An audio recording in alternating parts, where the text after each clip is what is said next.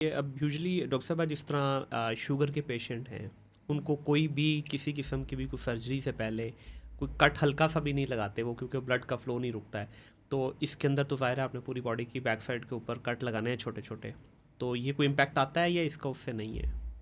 अल्लाह ताला ने ब्यूटी दी है ना, वो हम्म। इन्हेंस होती है। ठीक है। उसको चेंज करना चेंज जो नहीं है हो वो सकता, हमें ये इसीलिए मैंने उसके स्पेशली लिए पूछा क्योंकि यहाँ पे लोगों को होता है, वो कहते हैं जी 3 to 4 टोन मुझे चेंज करना है। कॉलेज गोइंग है, स्कूल गोइंग, जबकि हम जब कॉलेज स्कूल में थे हमें तो किसी पता भी नहीं चीज़ होता का था। कोई कोई इस चीज़ की सेंस ही नहीं होती थी कि परेशानी भी कोई चीज़ हाँ। होती है। ठीक है। अच्छा, इसका जो ब्लड की भी आपने बात की कि कुछ लोग कहते हैं जी मेरा तो ब्लड निकाला ही नहीं, तो मुझे तो अब आराम आएगा ही नहीं। तो इसकी ब्लड की भी मिकदार होती है अभी, जिस तरह कुछ बॉडी के पॉइंट्स पे जो है वो एक किसी ना किसी वजह से डिप्रेशन में डाला हुआ है। तो उसके लिए बताइए कि अगर कोई सेशन 1-2 आपसे लिया जाता है इस पे, तो कोई रिलीफ मिल सकता है इस कौम को?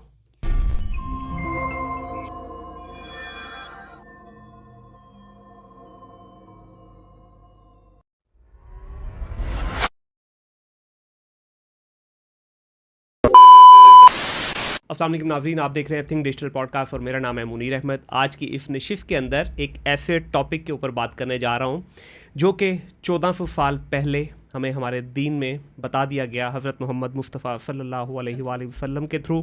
लेकिन ना जाने क्यों हमने इस चीज़ को इतना बैकफुट पे डाल दिया कि इसकी बात तो की जाती है, ये सबसे ज़्यादा आम होने वाली चीज़ तो होनी चाहिए थी, लेकिन बहुत कम, पूरे अरब वर्ल्ड में देख लें या मुस्लिम कंट्रीज़ जितनी भी हैं, इनके अंदर इसके ऊपर उतनी बात नहीं की जा रही जितनी वेस्ट के अंदर बात की जा रही है। मैं बात कर रहा हूँ वेट कपिंग की, हिजामा की।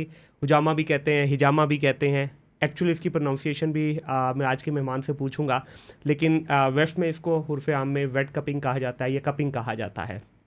तो उसके लिए आज मेरे साथ डॉक्टर फ़ाइज़ा ज़रीन साहिबा मौजूद हैं। डॉक्टर साहिबा से आज जानने की कोशिश करेंगे कि इन्होंने अपनी होम्योपैथिक की फ़ील्ड को छोड़ के साथ में इस फील्ड को क्यों अडॉप्ट किया और क्यों इसके ऊपर इतनी डिटेल में जाके ये काम कर रहे हैं। और ना सिर्फ ये ख़ुद बल्कि इनके हस्बैंड भी इसी डोमेन में इनका साथ देते हैं और पिछले कई सालों से कोशिश कर रहे हैं इसको आम लोगों तक पहुंचाने की। अस्सलाम वालेकुम डॉक्टर साहब। वालेकुम डॉक्टर अस्सलाम। साहब, बहुत शुक्रिया आपका पॉडकास्ट का हिस्सा बनने के लिए, और आज एक बड़े ही अहम टॉपिक के ऊपर हम डिस्कशन करेंगे। आपका भी बहुत शुक्रिया मुझे इनवाइट करने का और इस टॉपिक पे डिस्कस करने के लिए मुझे मौका देने जी का। ज़रूर। 2012 की बात है, अगर मैं गलत नहीं हूँ, तो पहली दफ़ा मैंने लाइफ में जमा करवाया था। जिस तरह मैं ऑफ कैमरा भी आपको बता रहा था कि दुबई में एक बुज़ुर्ग थे, तो उनसे मैंने करवाया था। तो पहली दफ़ा मैं बहुत खौफज़दा भी था, क्योंकि ज़ाहिर है जब इंसान कोई चीज़ करता है तो उसके बारे में थोड़ी रिसर्च भी करते हैं। जब मैंने उनको कॉल कर दी, वो बेसिकली होम सर्विस देते हैं वहाँ पे दुबई में, तो 2 हफ़्ते वो दुबई में होते हैं, 2 हफ़्ते मदीना में थे, अब तो मुझे नहीं पता उस वक़्त। तो मैंने जब उनको कॉल कर दी कि डॉक्टर साहब आप घर आके मुझे कर दें ये वेट कपिंग का सेशन, तो उसके बाद मैंने गलती से यूट्यूब पे देख लिया। तो यूट्यूब पे जब आपने देखा तो आपको पता है वो बिल्कुल ऐसे लगता है कि जैसे पूरी बॉडी का आपका खून निकाल देंगे, और लिटरली मैं डर भी गया। और जब उन्होंने स्टार्ट की तो मेरे साथ थोड़ा सा इशू भी हो गया, मैं एकदम स्वेटिंग होनी शुरू हो गई। जब उन्होंने 4-5 कप लगाए मुझे, तो फिर उनको शायद आइडिया हो गया या क्या था, उन्होंने मुझे पूछा, उन्होंने कहा कि आप खौफज़दा हो, डर रहे हो, क्या वजह है? मैंने कहा जी बिल्कुल। फिर उन्होंने मुझे प्रॉपरली रिलैक्स किया, 5-6 मिनट का उन्होंने सेशन किया, उसके बाद फिर उन्होंने किया अल्हम्दुलिल्लाह। उसके बाद से फिर मैं 2-3 दफ़ा दोबारा भी करवाया। तो डॉक्टर साहब सबसे पहले तो ये बताइएगा कि ये लफ्ज़ है क्या, हुजामा है, हिजामा है, क्या एक्चुअली इसकी प्रोनाउंसिएशन क्या है? जी, अरेबिक लफ्ज़ है अल-हिजामा। अल हिजामा, जी, ठीक है। तो ये नबी पाक सल्लल्लाहु अलैहि वसल्लम जब मिराज की रात आसमान पे गए थे, तो हर आसमान पे फ़रिश्तों ने उनको ताकीद की थी कि या रसूलुल्लाह सल्लल्लाहु अलैहि वसल्लम हिजामा को ज़रूर इख्तियार करें। ठीक है। अपनी उम्मत को कहें कि हिजामा को लाज़मी इख्तियार करें। ठीक है। तो ये मिराज की रात जहाँ पे हमें नमाज का तोहफ़ा मिला, हमारे रूहानी प्रॉब्लम्स की सलूशन के लिए, वहाँ पे हमारे फ़िज़िकल सलूशन के लिए हिजामा का तोहफ़ा हमें मिला। बिल्कुल सही है। अच्छा, जब हम बात करते हैं हिजामा की, तो इसके अंदर बहुत सारी चीज़ें जो हैं मार्केट के अंदर गर्दिश कर रही हैं। सबसे पहले तो इसमें क्वालिफाइड लोग नहीं मिलते हमें। तो बिल्कुल। क्या इसके लिए भी जिस तरह एक डॉक्टर को पूरा कोई सर्जरी करने के लिए एक प्रोसेस से गुजरना पड़ता है, एक सर्जन बनना पड़ता है, तो इसके अंदर भी वही है, या कुछ लोगों को मैंने देखा है कि बस वो किसी के साथ अटैच हुए तो थोड़ा अरसा काम किया और उसके बाद उन्होंने अपना सेटअप खोल लिया और उन्होंने हिजामा की सर्विसेज देना शुरू कर दी। तो क्या इसका वर्ल्ड वाइड या एटलीस्ट अगर हम पाकिस्तान की बात करें तो यहाँ पे इसका कोई ऑफिशियल इंस्टीट्यूशन है जो इसकी प्रॉपर ट्रेनिंग दे रहा है? नहीं, हमारे यहाँ पे कोई ऐसा इंस्टीट्यूशन अनफॉर्चुनेटली नहीं है। लेकिन मैं पर्सनली जो है वो मैं ये सभी को कहती हूँ कि this is the most specialised medical field. इसमें जो मेडिसिन से रिलेटेड लोग हैं उनको ही अडॉप्ट करना चाहिए, उनको ही जो है इस फील्ड में आना चाहिए। मैंने खुद भी वर्कशॉप्स कराई हुई हैं, लेकिन उसमें मैंने उन्हीं लोगों को जो है वो ट्रेनिंग दी है जो कि मेडिसिन से रिलेटेड हैं, जो किसी न किसी मेडिकल फील्ड के साथ अटैच हैं। तो ये एक अफसोसनाक बात है कि अभी गवर्नमेंट लेवल पे ऐसा नहीं है। ईस्टर्न मेडिसिन के कुछ शोबे यूनिवर्सिटीज़ में हैं, लेकिन उनमें अभी तक कपिंग थेरेपी का नहीं है। ठीक हमें है। पर्सनली जो है वो डिफरेंट वर्कशॉप्स और डिफरेंट जो है वो हमारी एक सोसाइटी है, होलिस्टिक प्रिवेंटिव सोसाइटी, उसकी हम्म। मैं मेंबर हूँ। तो वो डिफरेंट अपडेटेड कोर्सेज़ कराते रहते हैं, तो इस तरह से हम अपडेट रहते हैं। लेकिन अगर किसी ने हिजामा करवाना है तो मैं बहुत दफ़ा ये बात दोहराती हूँ कि उसी से कराएं जो मेडिकल फील्ड से है, क्योंकि हिजामा के रिज़ल्ट हमें तब तक नहीं मिलते जब तक हम इसकी प्रॉपर डायग्नोसिस के तहत जो है वो अप्लाई ना करें। बिल्कुल। अच्छा डॉक्टर साहब, आपने कहा कि इसका कोई प्रॉपर ना तो किसी ये बॉडी के अंडर आता है और ना ही इसमें कोई प्रॉपर हमारे पास यहाँ पे इंस्टीट्यूशन ऐसे मौजूद हैं जो इसकी ट्रेनिंग करवाएं। तो फिर ये क्या कहना गलत होगा यहाँ पे कि नीम हकीम ख़तरा जान? तो फिर तो जब कोई बॉडी नहीं है, किसी ऑर्गेनाइजेशन के अंडर नहीं आता ये, तो फिर तो कोई भी मतलब मैं आपसे 4 सेशन लेके उसके बाद मैं ये काम करना शुरू कर दूँ तो फिर तो कोई चेक एंड बैलेंस ही नहीं रहेगा ना। हमारे यहाँ तो वैसे भी प्रॉब्लम है, जिन डोमेन्स के चेक एंड बैलेंस है वहाँ पे इतने ज़्यादा अताई डॉक्टर बैठे हैं, तो इसके अंदर तो फिर भरमार हो जाएगी। नहीं, health care government of Pakistan से उन लोगों को रजिस्ट्रेशन इसकी मिलती है, एंटाइटल किया जाता है कि जो कि अल्टरनेटिव मेडिसिन में जिनका होता है, हर्बलिस्ट जो होते हैं या होम्योपैथिक डॉक्टर होते हैं या एमबीबीएस होते हैं। ठीक तो है। हमें हेल्थ केयर से जो है वो इसकी बाकायदा परमिशन मिलती है अल्टरनेटिव मेडिसिन को प्रैक्टिस करने के लिए। ठीक हो गया। लेकिन इसके अंदर अगर हम थोड़ा सा पाकिस्तान से बाहर चले जाएं तो वहाँ पे भी यही सिचुएशन है कि या इसकी कोई प्रॉपर ट्रेनिंग है वहाँ पे? नहीं, वहाँ पे ये है कि जो कोई हिजामा प्रैक्टिस करता है तो जी। उसको बाकायदा लाइसेंस दिया जाता है गवर्नमेंट की तरफ से। लेकिन अनफॉर्चुनेटली हमारे यहाँ पे भी एक एग्ज़ाम सिस्टम ऐसा होना चाहिए कि जो मेडिकली क्वालिफाइड डॉक्टर्स हैं और जो हिजामा को प्रैक्टिस करते हैं उनको गवर्नमेंट की तरफ से लाइसेंस नहीं दिया जाता। उनको गवर्नमेंट की तरफ से लाइसेंस दिया जाए तो फिर चेक एंड बैलेंस बहुत अच्छा हो बिल्कुल, जाएगा। क्योंकि यूएई का मुझे मालूम है जिनसे मैंने करवाया था, तो अब मुझे ड्यूरेशन तो नहीं पता वहाँ पे क्या है, लेकिन ही वो सर्टिफाइड फॉर द हिजामा। उन्होंने वहाँ यूएई गवर्नमेंट से जहाँ तक मुझे याद पड़ता है वो बता रहे थे उस वक्त कि शायद हर साल उनको रिन्यू करवाना पड़ता है। बिल्कुल, ये ऐसा बिल्कुल। नहीं कि एक दफ़ा आपने लिया और लाइफ टाइम आपको मिल गया, हर साल उसकी कोई एग्ज़ाम था वो पास होता था और उसके बाद वो करवाते थे। बिल्कुल ऐसा ही होता है। हम लोग जो मेडिकली प्रोफेशनल्स हैं, हम अपनी हेल्थ केयर से रजिस्टर्ड हैं जी। और हम भी अपनी रजिस्ट्रेशन को रिन्यू करवाते हैं। हम्म। फिर इस तरह से एक चेक एंड बैलेंस हो जाता है कि ये मेडिकली जो है वो रजिस्टर्ड और प्रैक्टिस करने वाले जो है प्रैक्टिशनर्स हैं। तो बिल्कुल इस सही। तरह से हमारी रजिस्ट्रेशन भी रिन्यू हो जाती है। और जब हेल्थ केयर की तरफ से विज़िट होता है तो फिर वो हमारे सारे जो है वो इक्विपमेंट्स जब हम प्रोफेशनली जहाँ पे कर रहे होते हैं वो उसका चेक एंड बैलेंस हो ठीक हो जाता गया। है। अच्छा डॉक्टर साहब, इसके अंदर सबसे ज़्यादा जो चीज़ कॉमनली नज़र आती है हमें, जो सोशल मीडिया पे भी गर्दिश कर रही होती है, हाइजीन का बहुत बड़ा प्रॉब्लम है इस डोमेन को लेके, क्योंकि जब आप डेफिनेटली हिजामा परफॉर्म कर रहे होते हैं तो पूरा आपका ब्लड निकल रहा होता है बॉडी का, जिसको बैड ब्लड कहते हैं, तो वो पूरा निकल रहा है और उसके बाद आपके इक्विपमेंट्स वगैरह।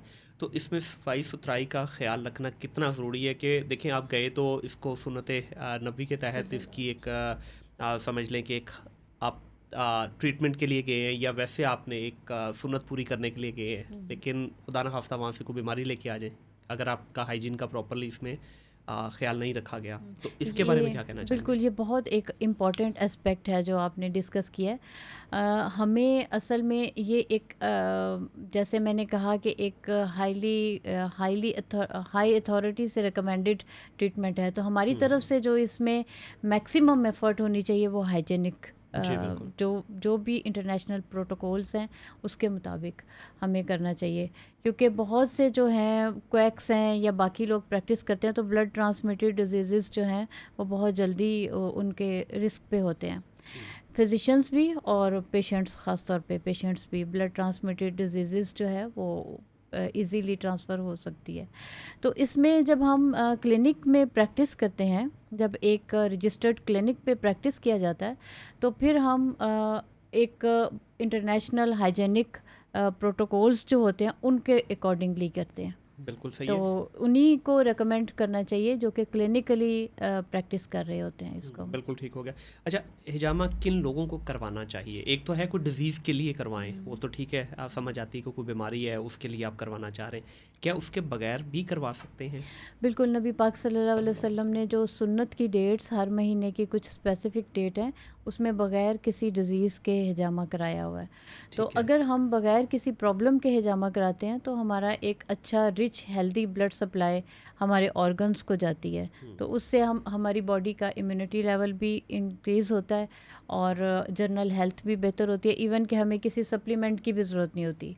जो जेनेटिकली ट्रांसमिटेड डिजीज़ हैं जैसे डायबिटीज़ है, कोलेस्ट्रॉल है, इस तरह की डिजीज़ के लिए भी हमारी बॉडी में प्रिवेंशन बिल्कुल सही पैदा है। हो जाती अच्छा, है। हिजामा की डेट्स की आपने बात की, 17, 19 और 21 21 बिल्कुल, इस्लामिक कैलेंडर के हिसाब से होता है, ये इंग्लिश बिल्कुल। कैलेंडर नहीं, इस्लामिक कैलेंडर के इस्लामिक हिसाब से कैलेंडर ल्यूनर कोई भी डेट्स के लिए। करवाना चाहता है तो 17, 19 और 21, हम्म। इसके अंदर क्या हकीकत है या क्या इसके अंदर सदाकत है? क्यों ये डेट्स कहीं गई, या ये नबी पाक सल्लल्लाहु अलैहि वसल्लम ने इन डेट्स पे करवाया तो इसलिए हम फॉलो करें, या इसके अलावा भी कोई और भी इसके हमें शहादत मिलती है? देखिए, जो नबी पाक सल्लल्लाहु अलैहि वसल्लम की सुन्नत है, जी ये आप समझिए कि अल्लाह ताला की तरफ से जो है वो आप सल्लल्लाहु अलैहि वसल्लम वही की दो किस्में हैं। जी जी बिल्कुल। एक तो अल्लाह ताला ने अपने किताब कुरान में फरमाया है और दूसरी वही वो है कि जो आप सल्लल्लाहु अलैहि वसल्लम ने फरमाया है जी बिल्कुल। और आप सल्लल्लाहु अलैहि वसल्लम ने प्रैक्टिस करके बताया।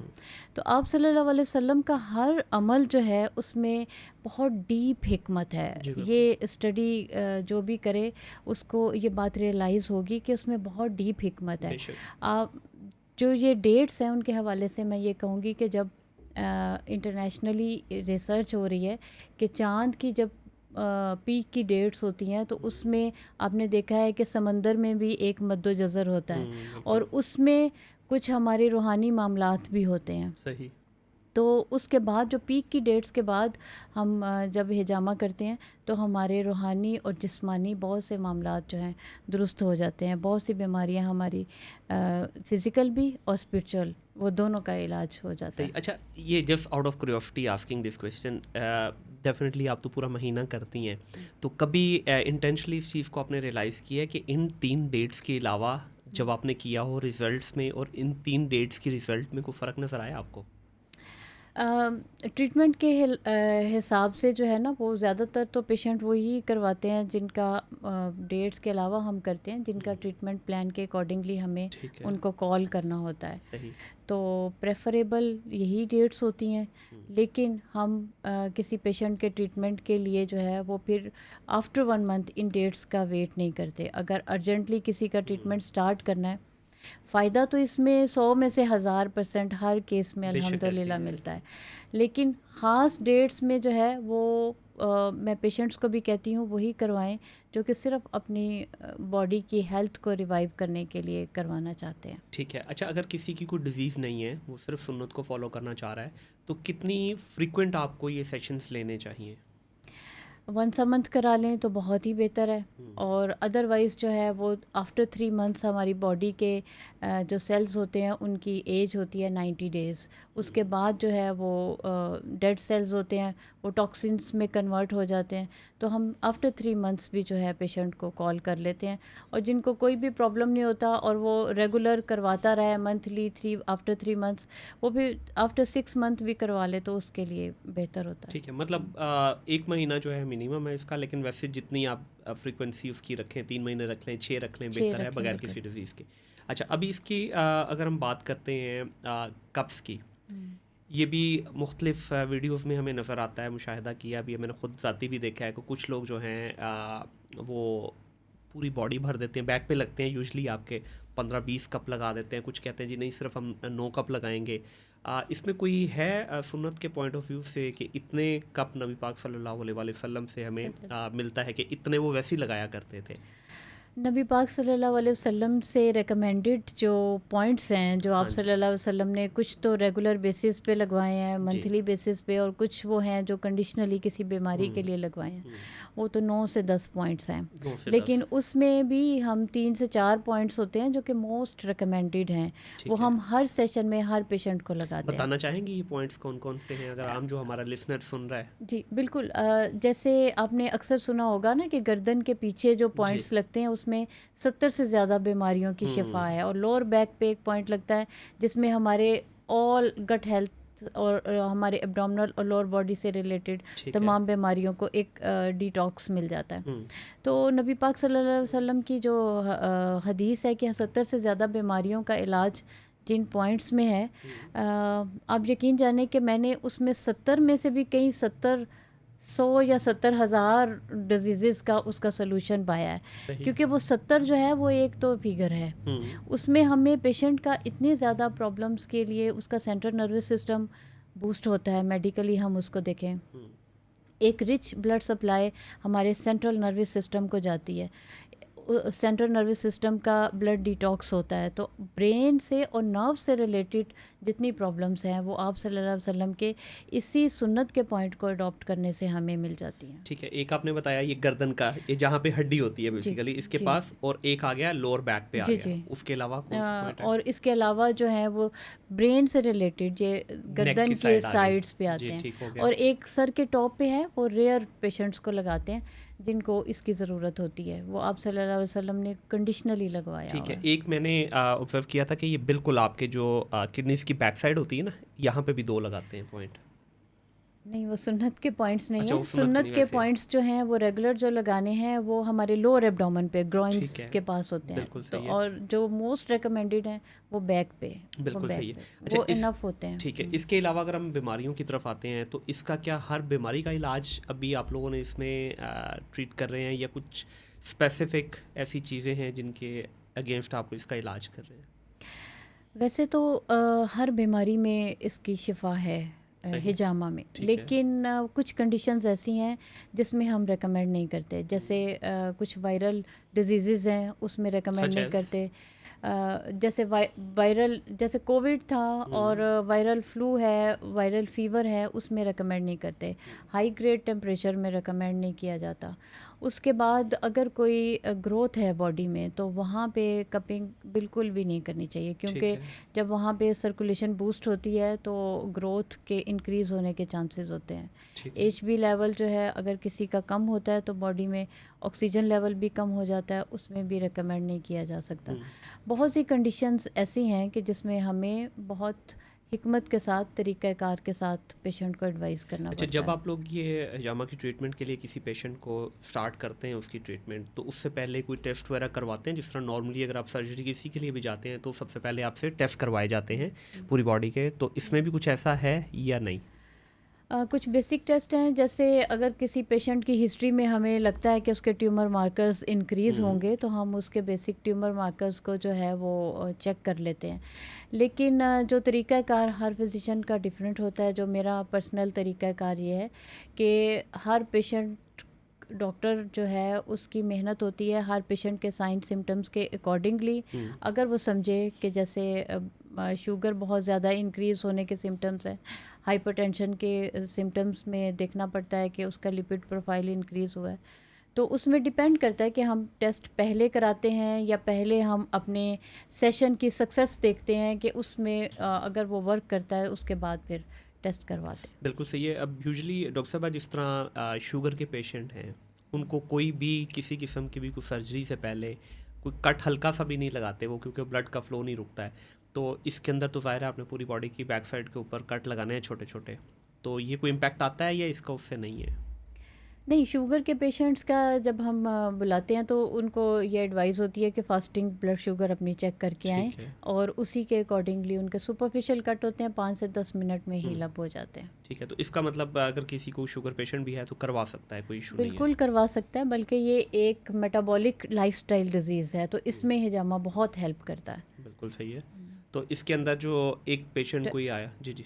टाइप 2 डायबिटीज़ जो हैं, हुँ, उनके अल्हम्दुलिल्लाह मैंने काफ़ी पेशेंट्स जो हैं वो ट्रीट किए हैं, जिसमें आप समझिए बाय बर्थ ही जो हमारा पैंक्रियाज़ है वो वर्क नहीं कर रहा होता। जी। तो उसमें पेशेंट इंसुलिन की डोज़ या कम हो जाती है, हुँ, या इंसुलिन से वो मेडिसिन पे आ जाता है। अच्छा, वेरी तो गुड। टाइप 1 जो है उसमें पेशेंट जो है वो काफ़ी हद तक मेडिसिन डिपेंडेंट नहीं रहता। बिल्कुल सही है।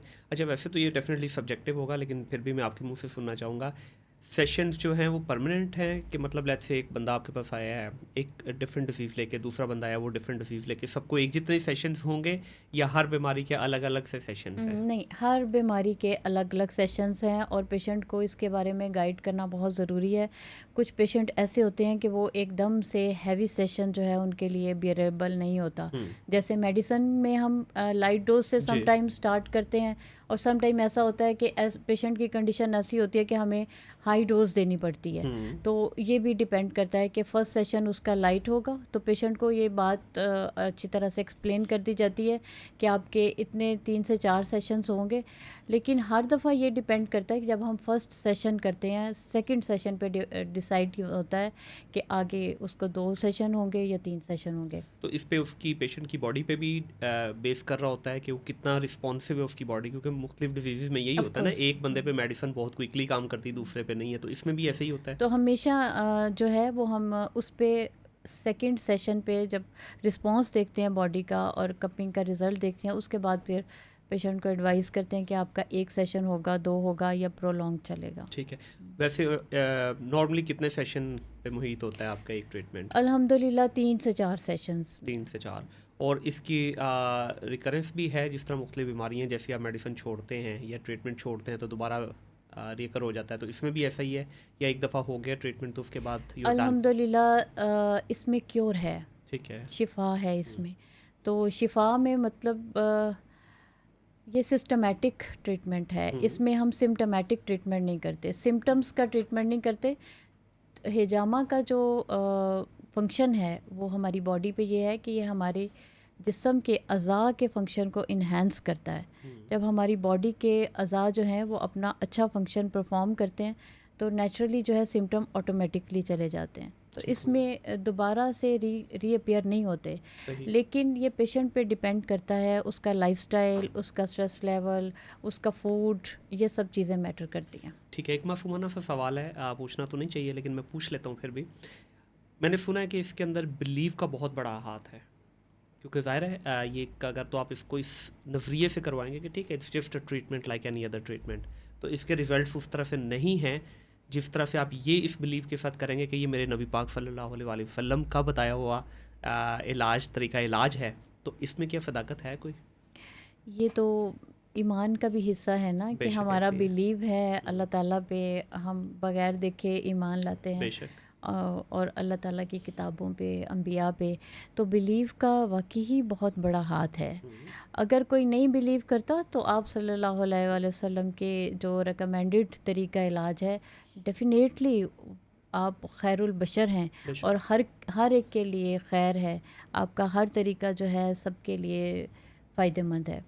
तो जो नॉन मुस्लिम्स आते हैं वो बिलीव नहीं करते, हम्म, लेकिन उनको भी रिज़ल्ट मिलता है। अब आप देखें कि हमारे यहाँ पाकिस्तान में इतने लोग ना पेशेंट्स, नंबर ऑफ़ पेशेंट्स नहीं हैं। यूके में, अमेरिका में या कनाडा में जाएं तो वहाँ पे अल्टरनेटिव मेडिसिन में top of the list cupping therapy है। बिल्कुल तो ऐसे ही है। हर एक को उससे फैज़ मिलता है, हर एक उससे फैज़ याब होता है, बिल्कुल सही। फ़ायदेमंद। इस पे आगे जाके हम मज़ीद बात करेंगे वेस्टर्न जो इसको अडॉप्ट कर रहा है इस पूरे के पूरे प्रोसीजर को। अच्छा मैम, कुछ डिजीज़ की बात कर लेते हैं, जिस तरह हमारे यहाँ शुगर, ब्लड प्रेशर, घुटनों का दर्द ख़ास तौर पे, ठीक है, बालों का झड़ जाना, स्किन की डिजीज़ ये बड़ी कॉमन होती जा रही हैं और हर दूसरा बंदा इससे परेशान है। ख़ास तौर पे अगर हम अपने बुज़ुर्गों की बात करें तो उनको ये 3 बीमारियाँ तो तकरीबन 10 में से 9-8 बुज़ुर्गों को हैं, जिसमें ब्लड प्रेशर, शुगर और घुटनों का दर्द। इन तीनों का बारी बारी बता दीजिए ताकि जो हमारे सुनने वाले, क्योंकि हमारी ऑडियंस में बहुत सारे लोग ऐसे भी हैं, मैंने कुछ पॉडकास्ट पहले ऐसी की घुटनों की दर्द से रिलेटेड, या शुगर या ब्लड प्रेशर, बहुत पॉपुलर हुई वो। हम्म। जो आपने शुगर, ब्लड प्रेशर और घुटनों का दर्द बताया है ना, उसमें हमारे मेरा ख्याल है 90% लोग जो हैं वो इसी प्रॉब्लम में है। शुगर जो है वो बच्चों बड़ों सब में जो है वो एक मेजर डिज़ीज़ है जो हमारे मुल्क में है। हिजामा जो है ना वो एक सेफ़ ट्रीटमेंट है। इसमें बग़ैर मेडिसन के हम विदाउट मेडिसन पेशेंट को रिलीफ करने की कोशिश करते हैं। तो इसमें हमें अल्हम्दुलिल्लाह हर प्रॉब्लम में 100% रिज़ल्ट मिलता है। ठीक है। पेन मैनेजमेंट में नेशनली और इंटरनेशनली जो है वो हिजामा में ड्राई कपिंग, वेट कपिंग जो है वो सबसे बेस्ट है। फिज़ियोथेरेपिस्ट जो हैं उनके ट्रीटमेंट का एक हिस्सा होता है कपिंग, ड्राई कपिंग जो है वो हर फिज़ियोथेरेपिस्ट जो है वो भी अप्लाई करता है, क्योंकि उसको पेशेंट के रिलीफ, पेन मैनेजमेंट में बहुत अच्छे रिजल्ट्स मिलते हैं। बिल्कुल सही है। अच्छा डॉक्टर साहब, एक घुटने का पेशेंट आपके पास आता है, डेफिनेटली वो अपनी एलोपैथिक की मेडिसिन भी ले रहा है, तो जब आप उसकी ट्रीटमेंट स्टार्ट करेंगे तो क्या उसकी वो मेडिसिन आप बिल्कुल बंद करवा देते हैं या वो भी चलती रहेगी और आप अपनी ट्रीटमेंट भी साथ करेंगे? जो जॉइंट्स पेन और अर्थराइटिस के पेशेंट है ना वो मोस्टली डेफिशिएंसी भी उनमें होती है, तो हमें सिर्फ जब हम कपिंग थेरेपी कर रहे होते हैं तो इसको एज ए ट्रीटमेंट हम जैसे दूसरे तरीका इलाज हैं इसी तरह से हमें पेशेंट का तरीका इलाज जो है वो ट्रीटमेंट प्लान बनाना पड़ता है। तो उसमें अगर पेशेंट में डेफिशिएंसी है, उसको डेफिशिएंसी को रिकवर करने के लिए साथ में सपोर्टिव सप्लीमेंट्स भी देने पड़ते हैं। और दूसरी बात ये कि बहुत से पेशेंट्स होते हैं जिनमें अर्थराइटिस नहीं होता और उनका डायग्नोज हो चुका होता है कि ये अर्थराइटिस है, वो बिहाइंड द सीन कुछ और डिजीज़ होती हैं, डेफिशिएंसीज होती हैं जिनकी वजह से ये प्रॉब्लम हो रहा होता है। तो जो आपने सवाल किया है कि मेडिसिन्स जो एक लॉन्ग लिस्ट लेके यूज़ करके आते हैं, तो मोस्टली ऐसा ही होता है कि पेशेंट जो है वो एक अरसे से स्टीरॉइड्स ले रहा होता है, एंटी इन्फ्लेमेटरी मेडिसिन्स ले रहा होता है, पेन किलर्स ले रहा होता है।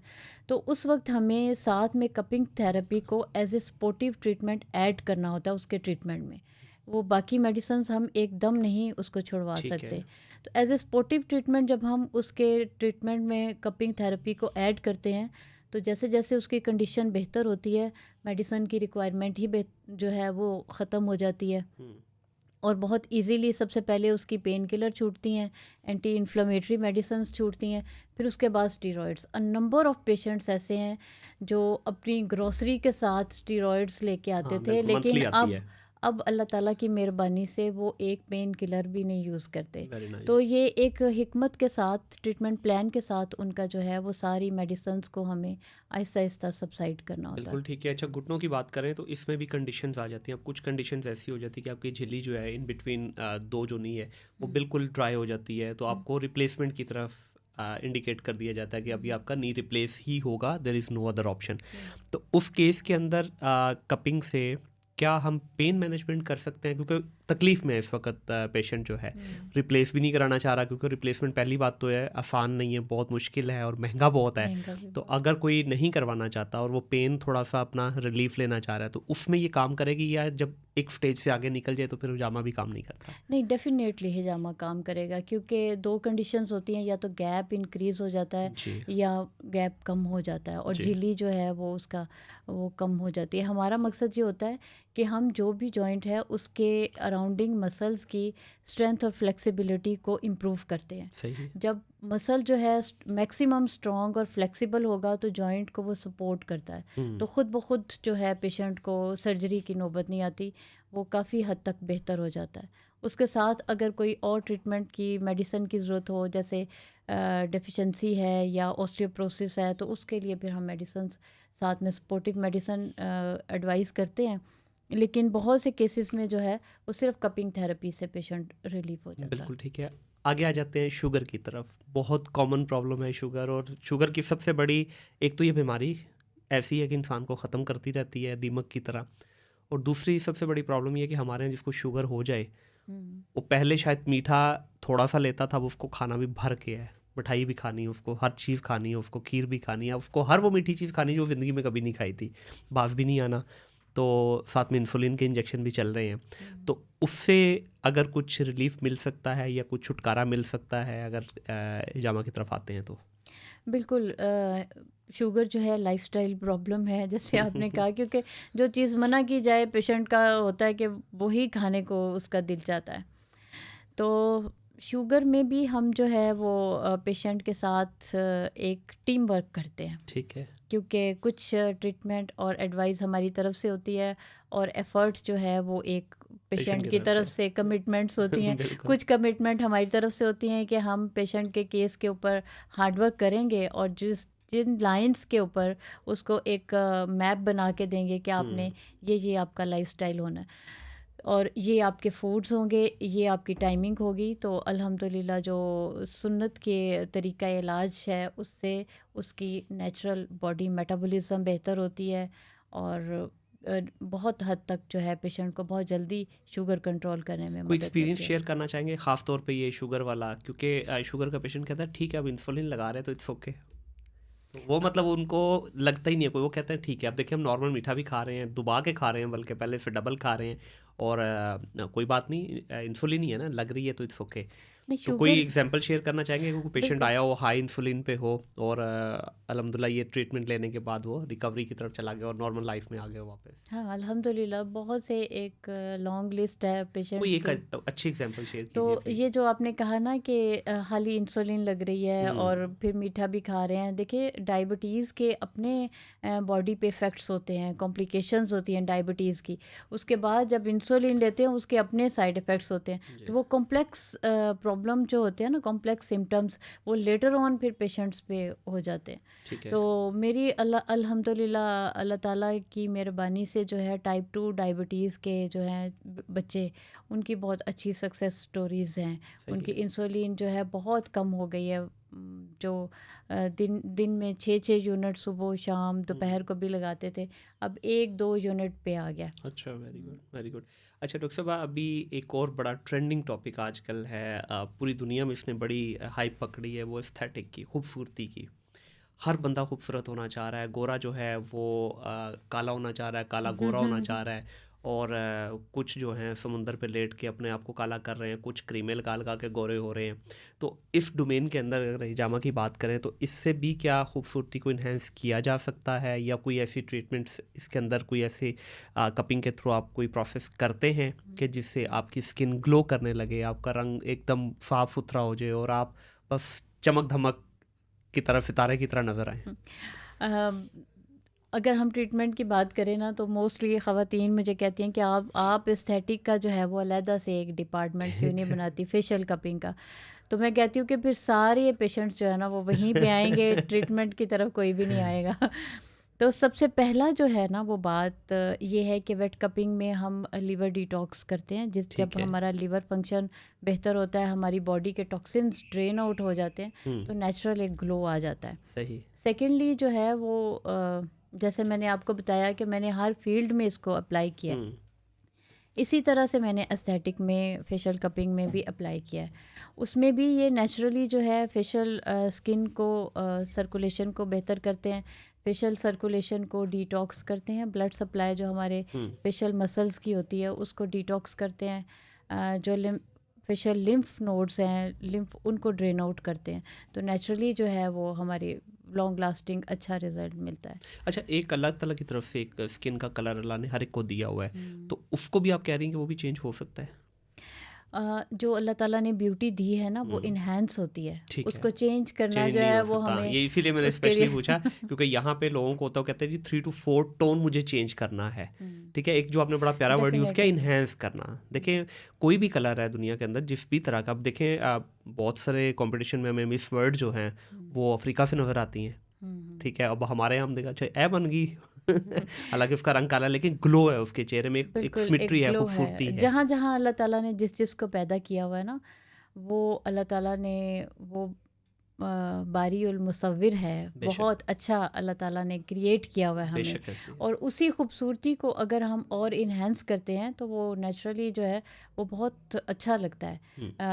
जो फेशियल कपिंग करवाने के लिए आते हैं वो खुद से भी सेटिस्फाई होते हैं, क्योंकि जो अल्लाह ताला ने दिया हुआ है अगर हम उसको चेंज करने की कोशिश करते हैं, एक तो वो लॉन्ग लास्टिंग नहीं है, बिल्कुल सही। दूसरा वो अगेंस्ट द नेचर है, तो हमें उसके आगे जो है बहुत से प्रॉब्लम्स को भी फेस करना पड़ता है। बिल्कुल ऐसे ही है। अच्छा, प्रॉब्लम्स की आपने बात की, जिस तरह तकरीबन दुनिया में जितने भी इलाज मौजूद हैं, वो होम्योपैथिक का हो या कोई भी एलोपैथिक का हो या हिकमत वाला हो, कुछ ना कुछ साइड इफ़ेक्ट होता ज़रूर है। किसी का लॉन्ग रन में है, किसी का शॉर्ट रन में, किसी का कम है, किसी का ज़्यादा है ज़रूर। तो हिजामा का कोई साइड इफ़ेक्ट है? नेवर, हिजामा कुछ का भी नहीं है? कोई साइड इफ़ेक्ट नहीं है।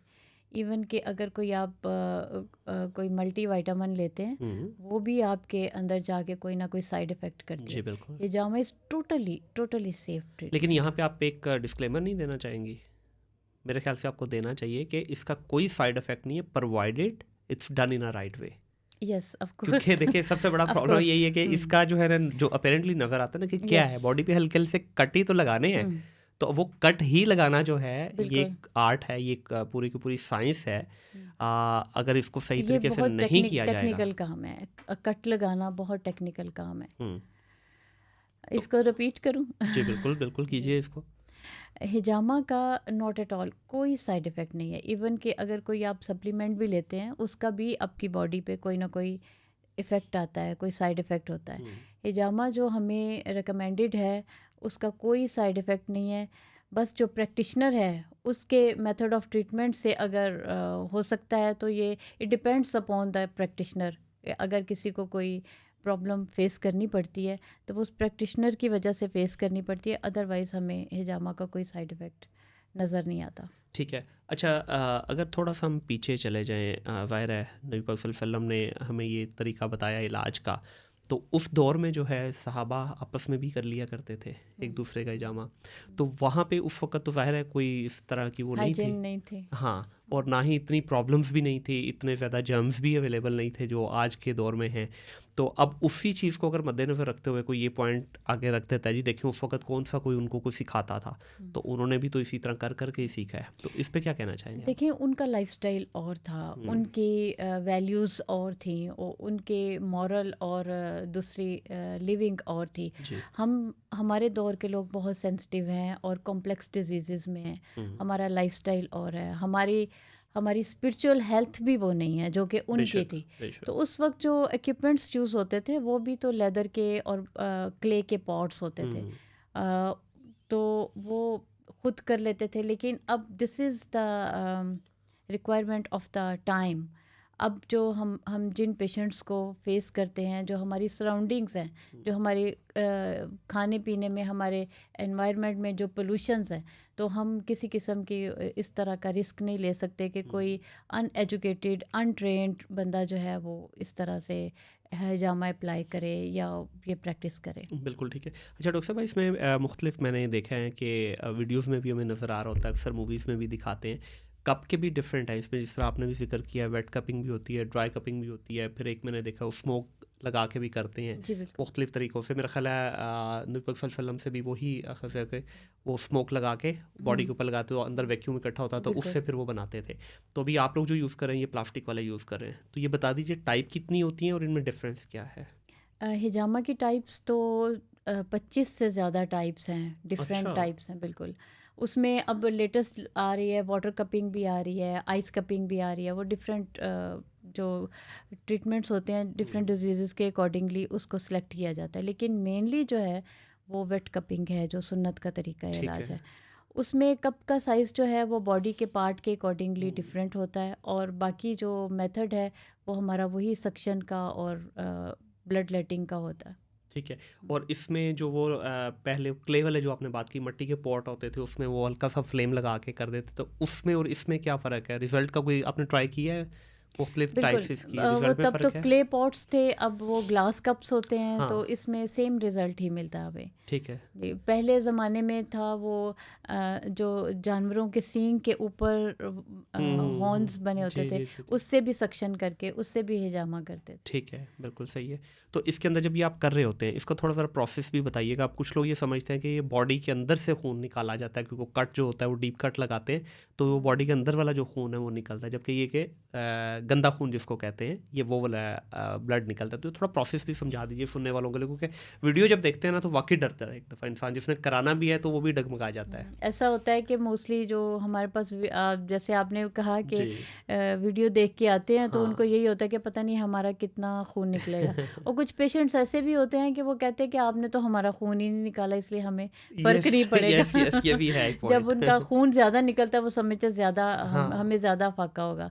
तो टेक्निकली जो है ना वो नबी पाक सल्लल्लाहु अलैहि वसल्लम की हदीस मुबारक है कि शिफा हिजामा के कट में है, जहाँ पे हम रिकमेंडेड एरिया में जब हम कट लगाते हैं सुपरफिशियल, उससे अगर ब्लड नहीं भी निकलता लेकिन शिफा का अमल शुरू हो जाता है। ठीक है। उसमें हमारी बॉडी की नेगेटिव गैसेस जो हैं वो रिलीज़ होती हैं, हुँ, जो हमारे डाइजेशन, यूरिनरी सिस्टम, जो हमारी मेटाबॉलिज्म में जो नेगेटिव गैसेस एक बॉडी में रिटेन होती हैं, वो हमारी बॉडी से ड्रेन आउट हो जाती हैं। तो टेक्निकली जो हम कप लगाते हैं, सक्शन देते हैं, उसके बाद सुपरफिशियल कट्स लगाते हैं, ठीक है। क्योंकि स्किन की 3 लेयर्स हैं और हुँ, सबसे नीचे वाली लेयर के नीचे कैपिलरीज हैं। अगर हम डीप कट लगाएंगे तो कैपिलरीज का ब्लड जो है वो ड्रेन आउट होगा, जो कि बॉडी का ब्लड है। सही है। इसमें बॉडी के ब्लड को बिल्कुल भी हमने ड्रेन आउट नहीं करना होता। हुँ, सिर्फ जो टॉक्सिन्स हमारी first layer of the skin के नीचे रिटेन हुए होते हैं, सिर्फ उनको करना होता है। ठीक है। तो ये जो पहली लेयर है आपकी स्किन के अंदर, उससे ये ब्लड बेसिकली जिसको बेसिकली गंदा खून भी कहा जाता उससे है, तो निकाला ये वो जाता है। निकलता है बेसिकली। तो बिल्कुल। डीप कट नहीं होता, जो आपका रियल ब्लड है, साफ ब्लड है, वो नहीं निकलता इससे। जो सुपरफिशियल कट है वो 5 से 10 मिनट के अंदर हील अप हो जाता है, ठीक है। लेकिन अगर डीप कट लगा हो जहाँ से कैपिलरीज का ब्लड भी निकला है, हुँ, वो पेशेंट को रिकवर करने में 2 से 3 दिन लगते हैं। ठीक है। अच्छा, ये भी बता दीजिए, इसमें बहुत सारे लोग इस चीज़ से भी घबराते हैं कि ये बहुत पेनफुल होता है, तो इसकी पेन कितनी है? मैंने तो क्योंकि एक्सपीरियंस किया है, मेरा एक्सपीरियंस ये है कि बिल्कुल ऐसे जिस तरह कोई थोड़े शार्प नाखूनों से आपको समझ लें कि हल्की किसी ने हल्की स्क्रैचिंग सी करता है। स्क्रैचिंग की हुई है। तो आप बता दीजिए कि ये कितना पेनफुल है? बहुत से पेशेंट्स को तो पेन बिल्कुल फील नहीं होती, और जो कुछ सेंसिटिव होते हैं उसमें डेफिनेटली इतनी ही पेन होती है कि जैसे हल्के से स्क्रैचेस होते हैं। पेन बिल्कुल नहीं होती अगर हम सक्शन को प्रॉपरली करें। एक तो वो सर्टेन एरिया जो है नम हो जाता है, ठीक है। और फिर उसके बाद जब वहाँ पे कट लगाते हैं फिर सक्शन करते हैं, तो उसमें मोस्टली तो किसी ने कंप्लेन नहीं की कि मुझे पेन होती है। ठीक है। अच्छा, इसका मौसम के साथ भी कोई ताल्लुक है? क्योंकि जिस तरह बहुत सारी जब गर्मियों के वेदर में आप करवाते हैं, बरसात में हाँ, बरसात में या गर्मी, बहुत शिद्दत की गर्मी, जब आपको बहुत पसीना आ रहा है, तो डेफिनेटली करवाने के वक्त तो आपको पेन नहीं हो रही, लेकिन उसके बाद ये बड़ी ईचिंग वाला मैटर सा निकल आता है वहाँ पे, तो उसमें आप क्या कहना चाहेंगे? वेदर के साथ इसका कोई लिंक नहीं है। ठीक है। वेदर के साथ बिल्कुल भी लिंक नहीं है, लेकिन कुछ डेज़ हैं और डेट्स हैं कि जिसमें हम रिकमेंड नहीं करते। बता दीजिए वो भी। जैसे मोस्टली हम वेडनेसडे को पेशेंट को कॉल नहीं करते, क्योंकि ये रिकमेंडेड डे नहीं है। ठीक है। और जो ज़्यादा प्रेफरेंस होती है कि जो चाँद की तारीख़ों के मुताबिक जो है वो हम उसको रिकमेंड करते हैं। ठीक है। तो बाकी जो आपने कहा, सॉरी रिपीट करें कि ये अब जिस तरह बहुत गर्मी के मौसम में करवा गर्मी लें के ना, तो वो मौसम बाद में जी। पसीना आने की वजह से आपको उस पार्ट के ऊपर जो है ना ईचिंग होने लग जाती है, आप खारिज करते हैं तो वहाँ पे ज़ख्म बन जाता है आपका। वेदर के साथ इसका कोई लिंक नहीं है। तमाम मौसमों में ये यकसा ही इसका हमें फ़ायदा हासिल होता है। ठीक है। लेकिन कुछ ऐसा होता है कि जब ज़्यादा स्वेटिंग वाले मंथ्स होते हैं, जैसे जून जुलाई है या बरसात का मौसम होता है, तो चूँकि हमने सक्शन की होती है तो उससे स्किन थोड़ी सी ड्राई और टाइट हो जाती जी, है। बिल्कुल। उसकी वजह से हिजामा के बाद उसमें थोड़ी सी इरिटेशन या थोड़ी सी वो चुभन सी महसूस होती है। तो हम पेशेंट को साथ ही एडवाइस कर देते हैं कि उसको प्रॉपर मॉइस्चराइज रखना है, वो पेशेंट 2 से 3 मरतबा मॉइस्चराइज़ करता है, अगर ज़रूरत हो तो करता है, सम टाइम उसको ज़रूरत नहीं पड़ती। लेकिन ऐसा नहीं होता कि वो उसमें बरसात में, ये मिथ है कि बरसात में नहीं कराना चाहिए या सर्दी के मौसम में नहीं कराना चाहिए। ठीक है। अच्छा, हिजामा के अक्सर मैं देखे स्पोर्ट्स के प्लेयर आजकल बहुत ज़्यादा करवा रहे हैं, ख़ासतौर पे वेस्टर्न में अगर देखें तो बड़ा ट्रेंड आया है इसका, और उनको ज़्यादातर को जो मैंने देखा ना, चेहरे के ऊपर जगह जगह पे छोटे छोटे निशान बने होते हैं। पहली तो ये बता दीजिए चेहरे पे क्यों करवाते हैं, और सेकेंडली इसका निशान कितने अरसे में जाता है? ये भी हर पेशेंट पे डिपेंड करता है कि निशान कितना बनता है और कितने अरसे में जाता है। ठीक है। चेहरे में मोस्टली तो हम करते हैं, बहुत से रिकमेंडेड हैं, कुछ फेशियल कपिंग के भी अच्छा, पॉइंट्स ये होते ब्यूटी हैं, पॉइंट ऑफ व्यू से, ठीक है। ब्यूटी पॉइंट्स भी हैं फेशियल कपिंग के। एक्नी के लिए भी फेस पे किया जाता है, आई साइट के लिए भी फेस पे किया जाता है। बाकी जो है वो हमें मेंटली रिलैक्सेशन के लिए भी जो है वो हम भी फेस पे और फॉरहेड पे पॉइंट्स लगाते हैं। तो ये डिपेंड करता है कि वो उन्होंने क्या हिस्ट्री दी होगी अपने हिजामा प्रैक्टिशनर्स को, उसके अकॉर्डिंगली उनके फेस पे किया जाता है। लेकिन बॉडी पे जो प्लेयर्स करवाते हैं, कपिंग के बाद आपने एक्सपीरियंस किया होगा कि हम बहुत रिलैक्स फील करते हैं और बिल्कुल। हमारा एनर्जी लेवल भी बेहतर हो जी। जाता है, अपने आप को ज़्यादा एक्टिव महसूस लाइट करते लाइट हैं, सा फील होता है। लाइट फीलिंग होती है। तो दैट्स वाई कि मोस्टली जो है ना, वो मैचेस से पहले, अब आजकल तो बच्चे भी बहुत आते हैं, कहते हैं जी। कि आंटी हमारा कपिंग कर दें, कल हमारा मैच है। तो अच्छा। वो इसलिए कराते हैं कि लाइट फीलिंग होती है, एनर्जी लेवल बेहतर हो जाता है, तो वो अपने गेम को ज़्यादा अच्छा परफॉर्म कर सकते हैं। सही। और इसका ठीक है, वो पेशेंट टू पेशेंट वेरी तो करता है, लेकिन वैसे एक नॉर्मल टाइम कितना है इसके निशान के जाने का?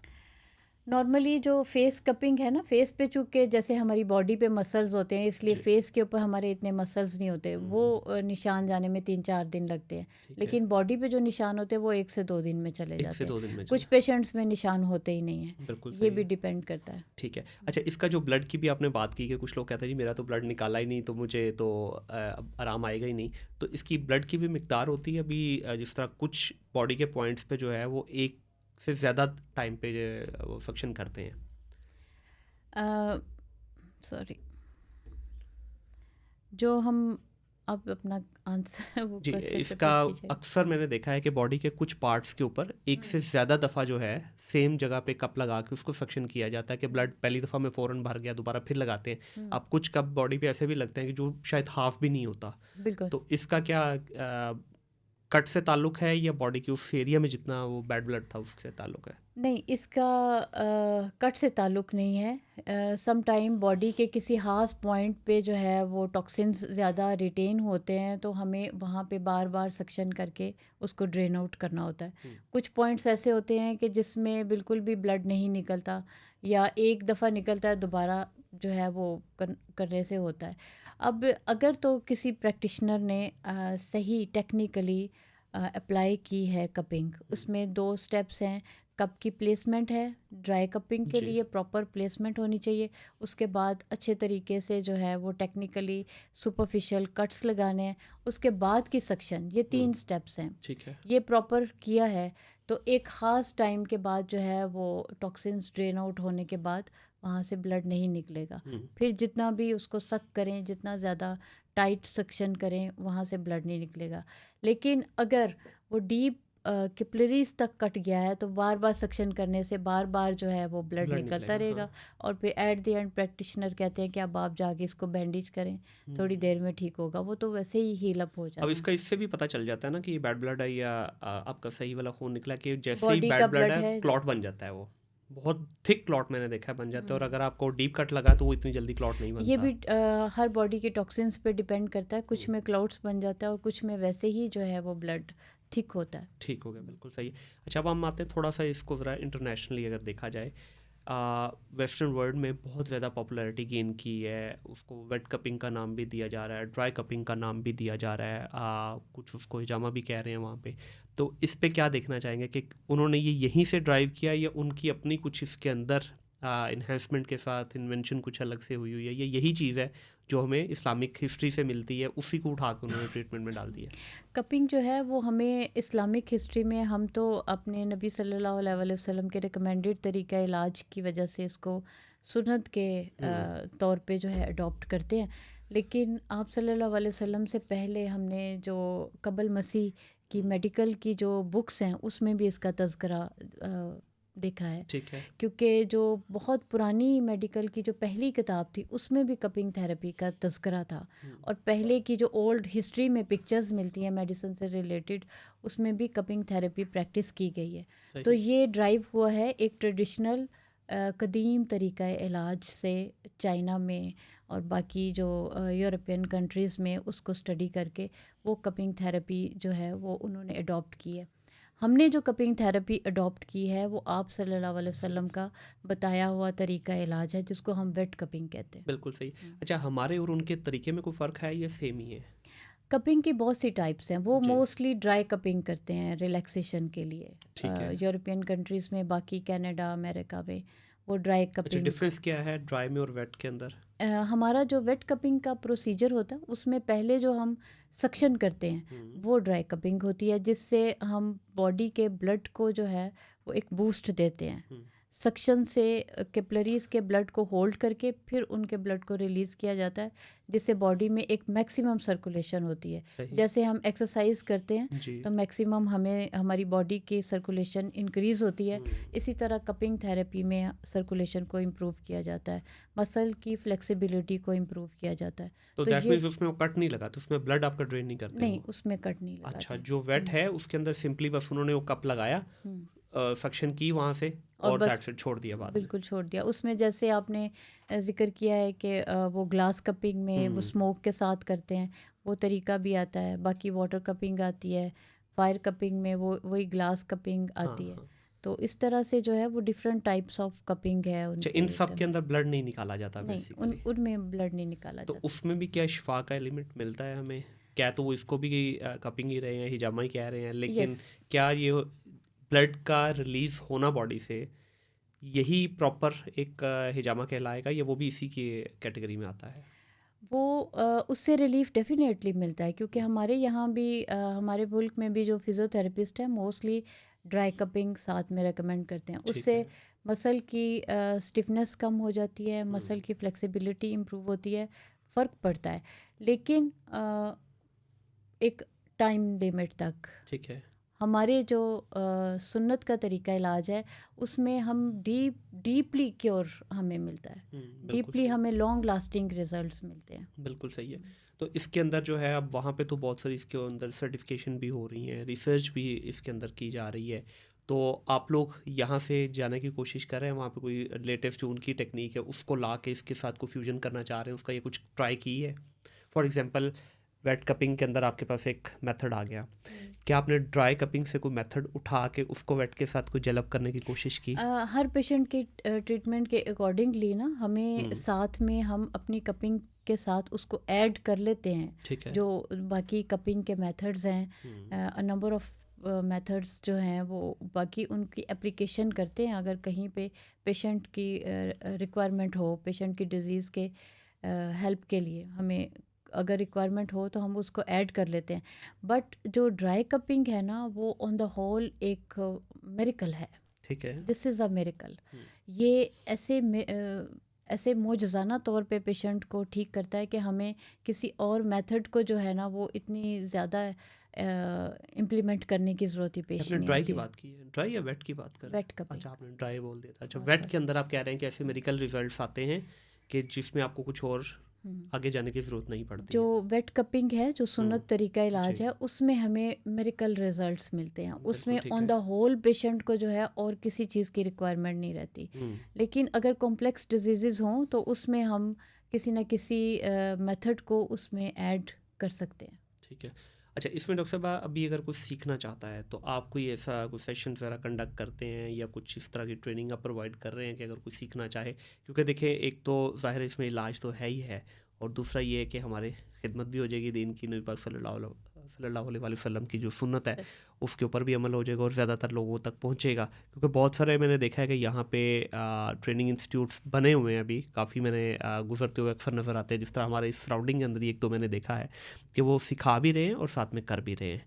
तो आपकी भी कोई ऐसी प्रैक्टिस है, ये सिर्फ आप परफॉर्म ही करती हैं? मेरे साथ लोगों को अक्सर ये गिला रहता है कि आप इनकरेज नहीं करते। बहुत से लोग ऐसे आते हैं कि जो कहते हैं कि हमें कपिंग थेरेपी सिखा दें। मैंने जैसे जिक्र किया है, मैंने 2-3 वर्कशॉप्स कराई हैं, लेकिन मैं इस मामले में थोड़ी सी स्ट्रिक्ट हूँ कि जिसका मेडिकल बैकग्राउंड हो, मैं उसी को कपिंग थेरेपी जो है वो सिखाती हूँ और उसी को जो है वो प्रेफर करती हूँ। बहुत सी ख़वातीन ऐसी हैं कि जो मतलब दूसरे मुल्कों में जाना है और उनकी फैमिली है, तो उनको एक बेसिक कप प्लेसमेंट और बेसिक जो है ट्रेनिंग दे देते हैं, ताकि वो अपनी ज़रूरत हो फर्स्ट एड के तौर पे, या अपने घर में अपने हस्बैंड को, अपने फादर भाई को वो करना चाहें तो वो कर सकती हैं।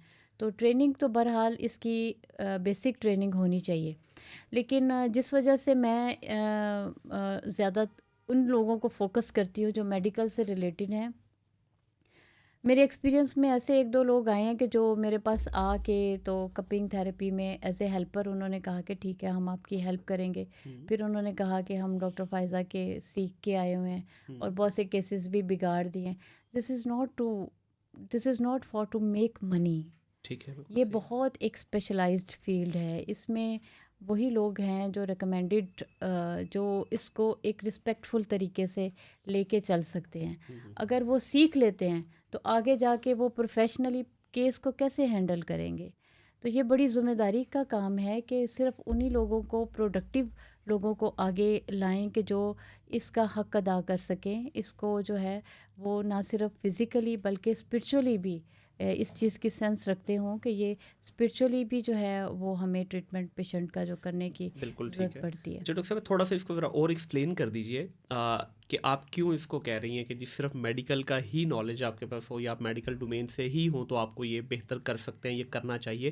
क्योंकि इसके अंदर टू बी ऑनेस्ट अगर देखा जाए तो अपेरेंटली कोई ऐसी चीज़ नज़र तो नहीं आ रही कि आपने जिसमें कोई जिस तरह मेडिकल के अंदर पूरा जो है ना चीर फाड़ तो नहीं हो रही। इसमें हल्के से सुपरफिशियल कट लगाने हैं आपने, तो उसकी टेक्निक बताना या उसको परफॉर्म करना मेडिकल से कैसे रिलेट हो सकता है या उतना कॉम्प्लेक्स कैसे हो सकता है ये? हाँ, देखिए ज़्यादातर लोगों ने पॉइंट्स याद किए होते हैं कि ये सर दर्द का पॉइंट है, हाँ, ये बिल्कुल मैदे सही में है। दर्द का पॉइंट है। अब जी। सर दर्द का फॉर एग्जांपल सर दर्द का पेशेंट एक आता है, हाँ जी। तो वो सर दर्द का आप पॉइंट लगा देते हैं, उसकी सर दर्द ठीक नहीं होती, उसको हाइपरटेंशन का प्रॉब्लम है, तो फिर हाइपरटेंशन को डायग्नोज करना ज़रूरी है ना। बिल्कुल ऐसे अगर है। वो गैस्ट्रिक प्रॉब्लम की वजह से उसका जो है वो सर में गुबार आता है या सर में दर्द होता है, या उसका खुदा ना खास्ता कोई ब्रेन ट्यूमर है, या उसको कोई और मसला है, क्योंकि सर दर्द के भी 4-5 रीज़न्स हैं। जी।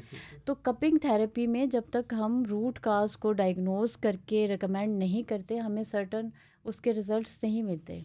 अगर मैदे में दर्द है तो गैस्ट्राइटिस है, या कोई उसके गॉल ब्लैडर में स्टोन है। अब गॉल ब्लैडर स्टोन वाले को हम कपिंग थेरेपी रेकमेंड नहीं करते, क्योंकि वो उसमें ऑब्स्ट्रक्टिव जॉइंटिस होने का ख़तरा हो सकता है। तो ये इस वजह से मैं मेडिकल फील्ड के लोगों को प्रेफर करती हूँ, ताकि वो प्रॉपर डायग्नोज करें, उसके बाद फिर पॉइंट्स को रेकमेंड करें। बिल्कुल ठीक है, लेकिन इसमें दूसरा पॉइंट इसका ये भी तो बनता है कि ठीक है नहीं आएगा आराम तो कोई प्रॉब्लम, नुकसान तो कोई नहीं ना किया हमने। हाँ, ये ठीक है, बात सही है वैक्स तो कि यही कहेंगे ठीक है भाई देखिए हमने कोई नुकसान तो नहीं किया ना आपका। हाँ, लेकिन देखें अगर वो एचबी लेवल पेशेंट का कम है, अगर फॉर एग्जांपल जैसे मैदे में दर्द है, मैदे में दर्द नहीं, वो गॉल ब्लैडर में दर्द हो रहा है, तो हम वहाँ पे अगर कपिंग प्लेसमेंट कर देते हैं तो वो आगे कॉम्प्लिकेशन का ख़तरा तो हो सकता है ना। हम बॉडी सिस्टम को तो ठीक है, अच्छा छेड़ मतलब देते इसमें ये हैं। बड़ा अच्छा पॉइंट आपने रेज़ किया कि ऐसा नहीं है कि आपने किया उसका नुकसान नहीं हो रहा, अपेरेंटली तो शायद लगे नहीं है, लेकिन वो आगे ड्राइव कर सकता है टुवर्ड्स अदर डिजीजेस। कपिंग का जैसे मैंने कहा कि हिजामा का कोई साइड इफ़ेक्ट नहीं है। ये सही। प्रैक्टिशनर की सेंस पे डिपेंड करता है कि वो उसको किस तरह से यूज़ करता है, पेशेंट की केस टेकिंग किस तरह से करता है। तो सबसे ज़्यादा ज़रूरी मेरे नज़दीक जो है वो पेशेंट की केस हिस्ट्री और उसकी डायग्नोसिस सबसे ज़रूरी है। जब तक डायग्नोसिस नहीं होगी, आप कैसे प्रूफ करेंगे this is the best of medicine? बिल्कुल सही ये है। किस तरह से हम प्रूफ कर सकेंगे कि ये तरीका इलाज सबसे टॉप पे है? अच्छा इसमें एक चीज़ और है, ये तो चलें ठीक है एक टेक्निकल साइड आ गई इस पे, तो वाकई आप सही कह रही है मुश्किल है, लेकिन क्या हम इसको इस नज़रिए से प्रमोट नहीं कर सकते कि नबी पाक सल्लल्लाहु अलैहि वसल्लम की सुन्नत के लिए हम करवाना शुरू कर दें कि ठीक है मैं जिस तरह मैंने पहले 2 दफ़ा करवाया मुझे कोई प्रॉब्लम नहीं थी, किसी किस्म का कोई नहीं, सिर्फ मुझे था कि यार ठीक है मेरे नबी की एक सुन्नत है तो मैं परफॉर्म करके देखना चाहता हूँ। तो मैंने पहली दफ़ा करवाया, मुझे वाकई फ़ील हुआ कि हाँ मैं लाइट फील कर रहा हूँ, मुझे अच्छा लग रहा है। दूसरी दफ़ा फिर मैंने करवाया, तीसरी दफ़ा मैंने फिर मुझे पेन थी एंकल जॉइंट पे, उसके लिए करवाया, तो अनफॉर्चुनेटली वो कप साइज़ उनके पास उस वक्त था नहीं, तो वो लगा ही नहीं मेरा कप वहाँ पे। तो फिर मैंने कहा चलो आए तो वो दूसरे पूरा ही कर दो मुझे। तो कहने का मकसद ये है कि लाजमी तो नहीं कि आपने एक ट्रीटमेंट के लिए ही करवाना है, ठीक है। बहुत सारी सुन्नत ऐसी भी तो है ना, हम सिर्फ इसलिए परफॉर्म करते हैं कि ये सुन्नत है, हमने इसको परफॉर्म करना है, तो इससे तो परफॉर्म करने पे फ़ायदा भी हो रहा है आपकी बॉडी को। बिल्कुल वो तो ये तो सिखाया जा सकता है या ये भी नहीं? डेफिनेटली इसमें बहुत से पेशेंट्स को इसलिए सिखाते हैं ताकि वो इस तरीके पे चलते रहें, इसलिए हम सिखाते हैं।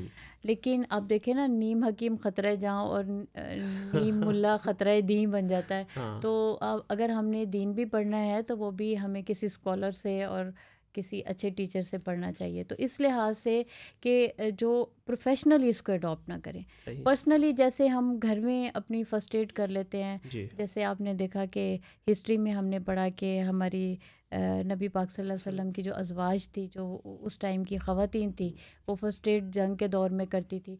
वो कोई बाकायदा ट्रेंड तो नहीं थी, जी। लेकिन वो ये था कि वो नॉलेज रखती थी। तो ख़वातीन को, मैं बहुत सी ख़वातीन ऐसी हैं कि जो दूसरे मुल्कों में शिफ्ट हो जाते हैं, तो फिर वो अपना करने का उनको प्रॉब्लम होता है, तो फिर उनको मैं बेसिक ट्रेनिंग इसलिए दे देती हूँ ताकि वो बेसिक अपना ट्रीटमेंट कर सकें। बिल्कुल सही है। लेकिन जो है हर एक को वो समझें कि हर एक उसमें डिज़ीज़ में हम इसको अप्लाई करते हैं, तो उसके लिए बहरहाल किसी नॉलेज की ज़रूरत है, उससे बिल्कुल सही है। मशवरे की ज़रूरत है। डॉक्टर साहब लास्ट पे एक चुभता हुआ सवाल आपसे पूछूंगा। जिस तरह आपने कहा कि this domain is not to make money, but unfortunately जितने भी इस वक्त हिजामा सेंटर हमारे पास बने हुए हैं, they are quite expensive. To be honest, it's you know out of reach from many Pakistanis. 3,000, 2,000, even 5,000, 10,000 रुपया भी यहाँ पे चार्ज किया जा रहा है फॉर वन सेशन, जो कि एक आम पाकिस्तान के अंदर मौजूद इलाज से कहीं महंगा है। तो अगर हम इसमें दीन की खिदमत की बात कर रहे हैं या नबी पाक सल्लल्लाहु अलैहि वसल्लम की सुन्नत को फैलाने की बात कर रहे हैं, तो फिर इसमें हमने इसको इतना एक्सपेंसिव क्यों रखा हुआ है, जबकि इसके अंदर इक्विपमेंट भी जो यूज़ हो रहे हैं वो बहुत ज़्यादा महंगे नहीं है। तो इस पर थोड़ा सा रोशनी डालिएगा। बिल्कुल, ये आपने एक अच्छा सवाल किया है। जो नबी पाक सल्लल्लाहु अलैहि वसल्लम की सुन्नत है, उसको मैक्सिमम हमें कोशिश करनी चाहिए प्रमोट करने की। जी। और उसमें जो इतने ज़्यादा एक्सपेंसेस बढ़ा दिए हुए हैं, ये काबिल गौर है। असल में चार्जेस जो होते हैं वो इक्विपमेंट्स के चार्जेस होते हैं, बाकी जो हिजामा एसेंशियल्स हैं उसके चार्जेस होते हैं। उसके अलावा डॉक्टर की स्पेशलिटी के चार्जेस होते हैं, क्योंकि 1 से 1.5 घंटा प्रैक्टिशनर ने वो फोकस होकर ट्रीटमेंट करना पड़ता है। तो उसके अलावा अगर कोई एक्स्ट्रा चार्ज करता है तो वो मैं उसको इनकरेज तो नहीं करूँगी, लेकिन यह है कि इस बारे में उतना ही करना चाहिए कि प्रैक्टिशनर जो है उसके एक्सपेंसेस और उसकी कंसल्टेशन के बाद उतनी अफोर्डेबल हो कि ना उसके लिए कोई प्रॉब्लम हो और पेशेंट के लिए भी कोई प्रॉब्लम। देखिए, इसमें कमाने में कोई हर्ज नहीं है, ठीक है। आप एक क्योंकि वो सॉरी आपकी बात कट हो गई कि जब नबी पाक सल्लल्लाहु अलैहि वसल्लम ने हिजामा जितनी दफ़ा भी करवाया, आपने पे किया, बिल्कुल सही है उसके लिए। तो ज़्यादातर प्रैक्टिशनर जो हैं वो ये समझते हैं कि आप सल्लल्लाहु अलैहि वसल्लम ने इस चीज़ को इनकरेज किया है कि पे करना है तो पे करना चाहिए। 100%। देखिए, आप डॉक्टर बाद में, पहले आपके साथ भी आपका किचन जुड़ा हुआ है, ठीक है, आपके साथ भी आपकी फैमिली जुड़ी हुई है, आप लोगों ने भी कमाना है, स्पेशली उन लोगों के लिए, अपने क्लिनिकल एक्सपेंसेस एग्जैक्टली उन प्रैक्टिशनर के लिए जिनका ब्रेड एंड बटर ही है, जो ब्रेड अर्नर ही उनकी यही जॉब है। तो कोई प्रॉब्लम नहीं है इसमें। देखिए, बाकी डॉक्टर्स भी तो ले रहे हैं, आप भी चार्ज करें। मेरा पॉइंट सिर्फ इतना है कि ये इतना एक्सपेंसिव बना दिया है हमने कि आम बंदे की पहुँच से ये कहीं कहीं दूर चला गया हुआ है। हाँ, मैं आपको बताऊं कि जितनी जब हम किसी दूसरे फिजिशियन के पास जाते हैं तो नंबर ऑफ़ टेस्ट होते हैं जो हमें लैब से कराने होते हैं, एक्सपेंसिव मेडिसन होती है, डॉक्टर की कंसल्टेशन होती है। उन तमाम चार्जेस को जो है वो कैलकुलेट करें, और एक हिजामा प्रैक्टिशनर जो बग़ैर मेडिसन के फोकस होके आपको 1-1.5 घंटा स्पेंड करता है आपके साथ, वो हाईली रिस्क में होता है। वो हाईली रिस्क में होता है स्पिरिचुअली भी और फिज़िकली भी। Blood transmitted disease, viral disease और स्पिरिचुअल डिजीज़ के अगेंस्ट वो अपनी जान को ख़तरे में डाल के आपका ट्रीटमेंट कर रहा होता है। तो उतना ही फिजिशियन की साइड पे फिजिशियन को उतना चार्ज करना चाहिए कि वो उसके ब्रेड एंड बटर के लिए ठीक हो, उसके बाकी एक्सपेंसेस पूरे करने के लिए ठीक हो, उसका एक वे ऑफ इनकम है। लेकिन उसको उतना चार्ज नहीं करना चाहिए कि पेशेंट को वो डिस्करेज करे, बिल्कुल ऐसे ही। पेशेंट को जो है वो हेल्पलेस कर दे कि वो एक दफ़ा आया दोबारा आने से सोचे। दूसरी बात ये है कि जो पर कप चार्ज करते हैं हाँ, मोस्टली बिल्कुल। प्रैक्टिशनर, मैं उनसे मुत्तफिक नहीं हूँ, क्योंकि इस तरह से जो है हमने पेशेंट की डिटेल हिस्ट्री लेनी होती है। जब तक हम पेशेंट की डिटेल हिस्ट्री ना लें हम ट्रीटमेंट को फाइनलाइज नहीं कर सकते, हम बिल्कुल ट्रीटमेंट ऐसे ही। प्लान नहीं बना सकते। तो पेशेंट जो है उस वक्त घबराता है कि अगर मैंने और प्रॉब्लम बताया तो वो और कप लगा देंगे, तो इसलिए पेशेंट हिस्ट्री भी कम देता है। जी। और जब डॉक्टर की बारी आती है, प्रैक्टिशनर की बारी आती है, उसके पास भी एक लिमिटेड सिम्टम्स होते हैं जिस पे वो ट्रीटमेंट करता है, तो एग्रीड। हमें अच्छे रिजल्ट नहीं मिलते हैं। बिल्कुल ऐसे ही तो है। इसलिए डॉक्टर को क्लियरली एक्सप्लेन करना चाहिए कि आपका डिज़ीज़ जो है वो इतनी डीप रूटेड है, आपको इतने ट्रीटमेंट की ज़रूरत पड़ेगी, इतने सेशंस होंगे, और इसके बाद जो है वो आपका परमानेंटली दवाइयों से भी जान छूट जाएगी और दोबारा री अटैक भी नहीं होगा। बिल्कुल, क्योंकि इसमें ज़्यादातर लोग घबराते इस वजह से भी हैं कि इसमें मल्टीपल सेशंस रिक्वायर्ड हैं आपको, ठीक है? क्योंकि डॉक्टर के पास तो आप गए ना तो आधा पाकिस्तान तो, बल्कि 99% पाकिस्तानी हम वैसे ही डॉक्टर हैं। तो लॉन्ग टाइम लाइफ टाइम जो डिजीज़ में आप पेशेंट को एक पूरी ज़िंदगी मेडिसिन पे डिपेंडेंट रहना पड़ता है, उसका बजट देखें और कपिंग के 3-4 सेशन देखें तो ये फिर भी अफोर्डेबल। बिल्कुल ऐसी है, बिल्कुल ऐसी है। बस इसमें ये है कि थोड़ा सा इसको आम करना चाहिए, लोगों तक पहुँचे ये बात, ठीक है? क्योंकि अभी ना पहुँच नहीं रही उस तरह।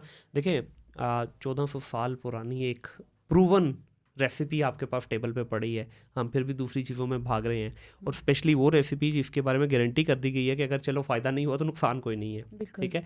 अब देखें हम होम्योपैथिक पे क्यों जाते हैं? इसीलिए ना कि चलें जी ठीक है, उसका फ़ायदा नहीं हुआ तो नुकसान भी नहीं है।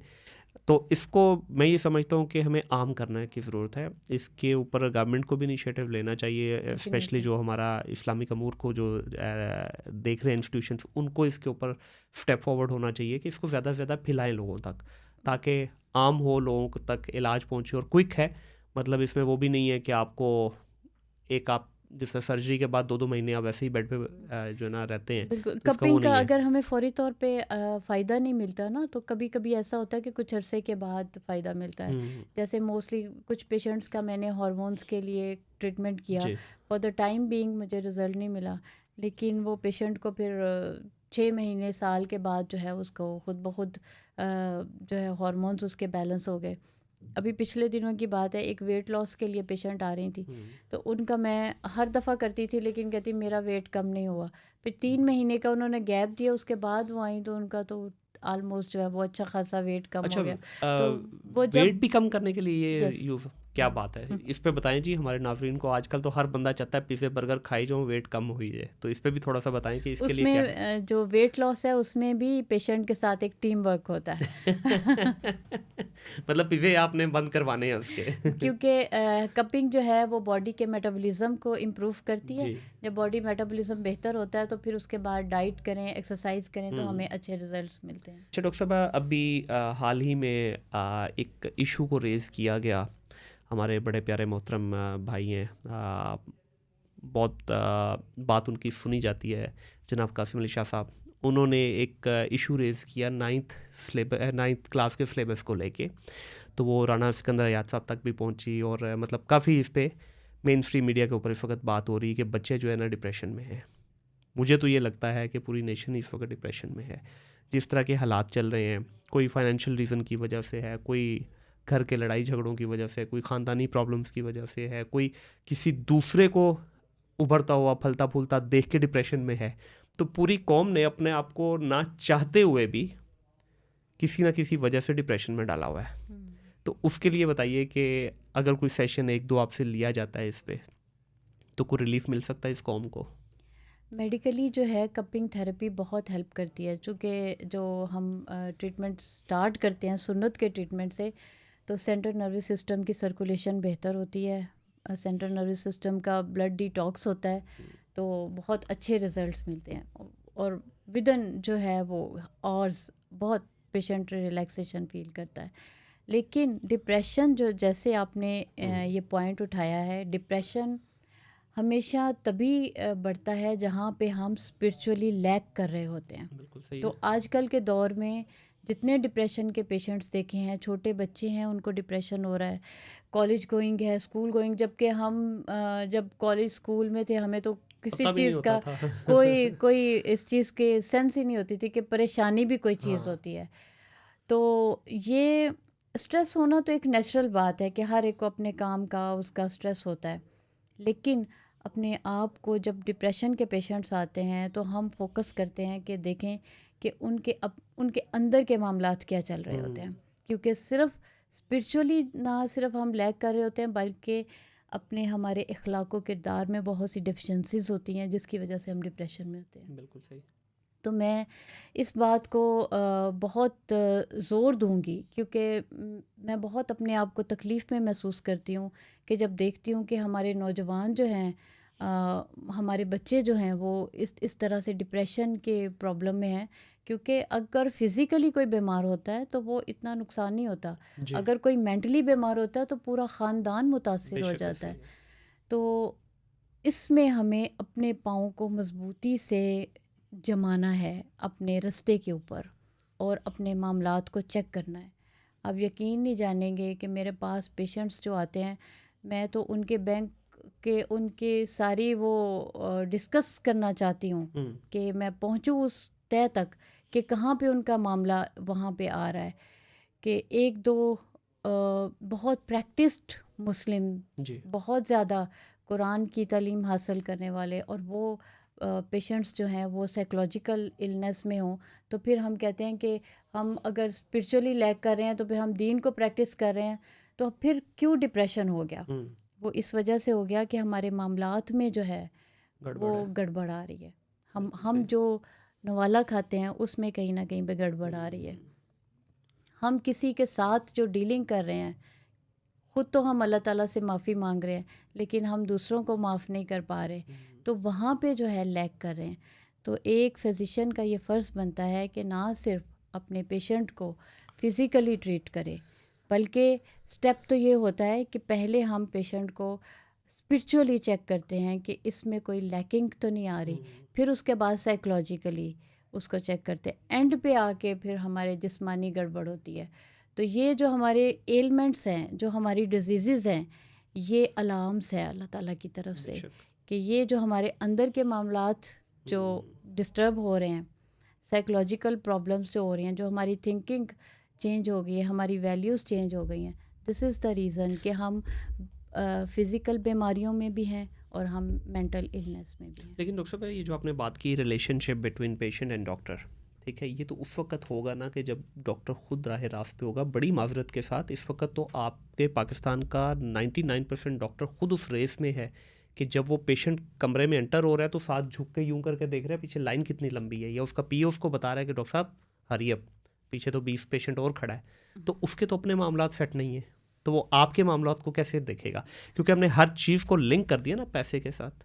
जिस तरह मैंने शुरू में कहा कि डिप्रेशन की एक बहुत बड़ी वजह ये है कि डॉक्टर साहबा कैसे ग्रो कर रही हैं।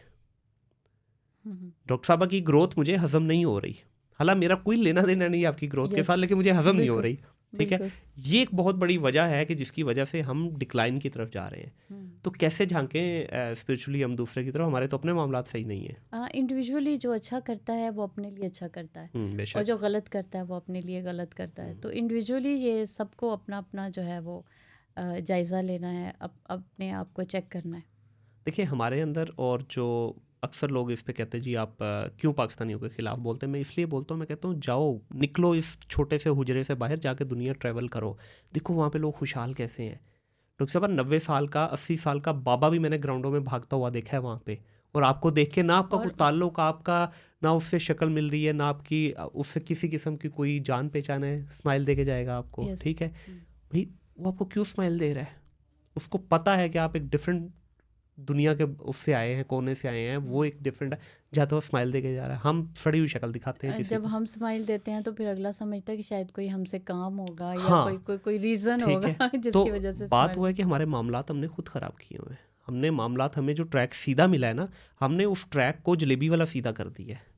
तीर की तरफ सीधी चीज़ मिली थी, हमने उसको जलेबी वाली साइड पे खुद डाल दिया। हमने उसको जानबूझ के, गाड़ी को हमने बार बार कच्चे में उतार रहे हैं, मोटरवे के ऊपर रखते हुए भी हम कच्चे में उतार कर देख रहे हैं। तो ये जब सारे मामलात हैं, फिर हम किस तरह से एक्सपेक्ट कर सकते हैं कि चीज़ें सही होंगी?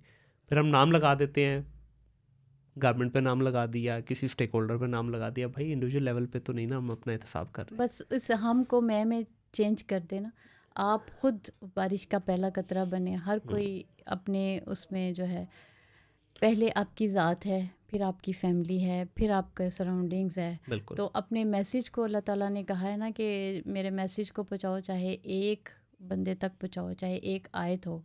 तो छोटा छोटा जो है वो हम स्टेप्स लेंगे तो इंशाल्लाह अल्लाह ताला करेगा कि हम तो ये सब तो हमें फॉलो करने वाले हैं ना, तो हम उनको फॉलो करेंगे कि जो बिल्कुल ऐसे ही है, जिनके पीछे बिल्कुल पूरी ऐसे ही है। दुनिया है, पूरी कायनात है, बेशक ऐसे ही है। अल्लाह तमाम ताला ने जहान कुरान है। में कहा है ना कि तुम मेरा जिक्र बुलंद करो, तो फिर देखो ज़रा तुम्हारा बिल्कुल। जिक्र मैं कहाँ कहाँ बुलंद करता हूँ। परेशानी तो बहुत होती है जब हम अपने इर्द गिर्द देखते हैं। इवन कि आप देखें कि डॉक्टर्स प्रॉपर गाइड नहीं करते। जी। हमने मेरी एक दोस्त हैं, उनके साथ मिलके एडवांस स्टेज के कैंसर पेशेंट्स का एक हॉस्पिस बनाया है। ये पाकिस्तान का पहला हॉस्पिस फैसिलिटी है। अच्छा, माशाल्लाह। तो उसमें वो उन पेशेंट्स को रखा जाता है जो आखिरी स्टेज के होते हैं, और मोस्टली ऐसे होते हैं। डेली ऐसे वो ज़िया ने मेरा नंबर उस हॉस्पिस के साथ लगा दिया, तो मुझे डेली के पेशेंट्स की कॉल्स आती हैं काफ़ी ज़्यादा। तो मैंने इस नीयत से ही कॉल्स अटेंड करना शुरू की कि चले मैं किसी को कोई गाइड कर दूं। तो दूर दराज के गाँव के जो हैं उनको पता ही नहीं है कि करना क्या है। जी, ऐसे ही है। कहाँ पे जाना है, क्या टेस्ट कराना है, किस हॉस्पिटल में जाना है, किसको दिखाना है और क्या। अब मेरे पास एक केस मैंने टेकअप किया है, भिम्बर से आगे एक गाँव है, वो बेवा ख़तून है और उसके 2 बच्चे हैं।